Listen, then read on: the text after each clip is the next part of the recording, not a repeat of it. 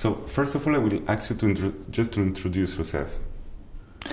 So I'm Coucke. I'm a professor at the University of Ghent at the medical genetic department, where I'm responsible for the connective tissue lab, right? And I'm supervising the diagnostics in the lab, so samples that comes in for a diagnostic reason, and I'm also supervising the research lab, where we are doing research on connective tissue disorder, and which Marfan syndrome is one of them.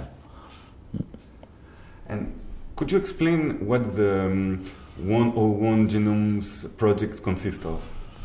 Well, the 101 genome has the intention to make a phenotype-genotype correlation. And maybe that's a difficult sentence. So it's in fact now the genome is more and more accessible because of the development of the technology in sequencing.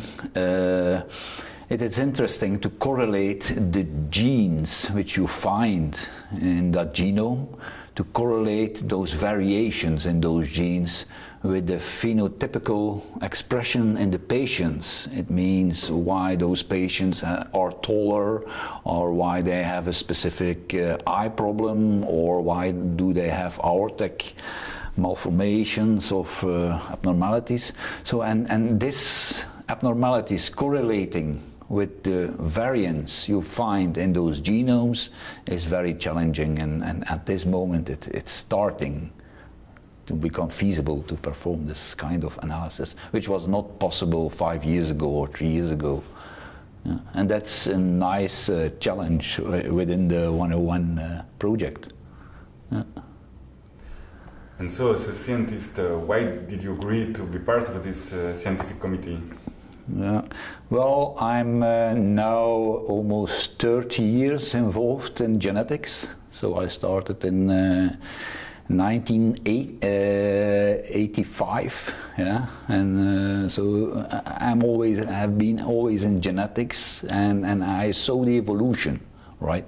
And it's the last 5 years that it's becoming tremendously interesting. Because, as I mentioned, because of the development in sequencing, right?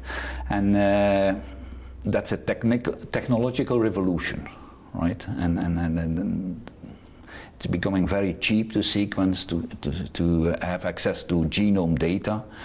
And the intention of the 101 project was to use this genome and those phenotypical correlate with the phenotypical features of the Marfan patients.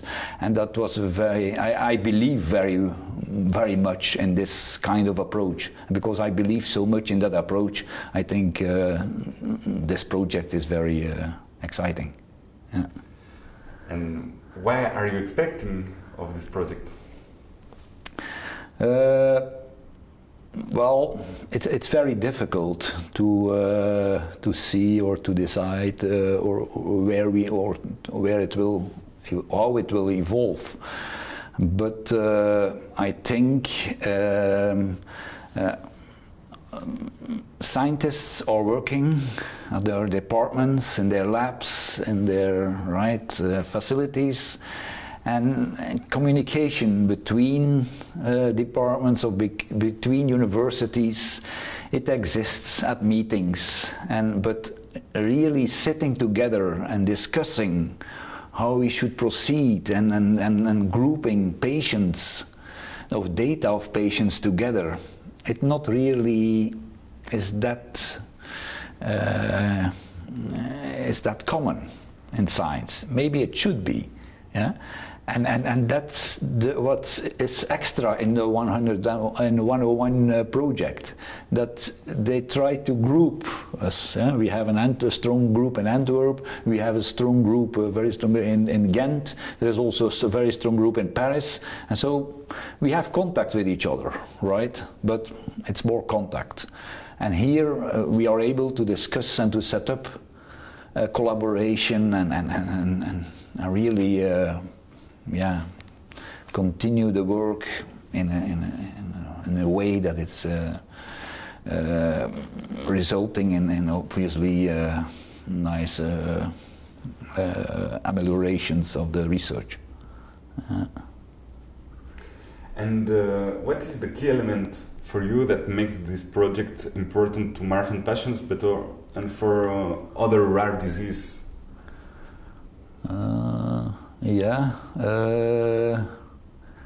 The key point is that, well, with the, as again, I'm in repetition or I repeat things, but it's the evolution and the technical evolution in sequencing, which makes things possible which were never possible before, and that's the key. And as I said, we can do this in our own lab, and we are doing this, but it's much more, it's much stronger when we do it in groups and join forces. So that's the key point of this project also. Yeah.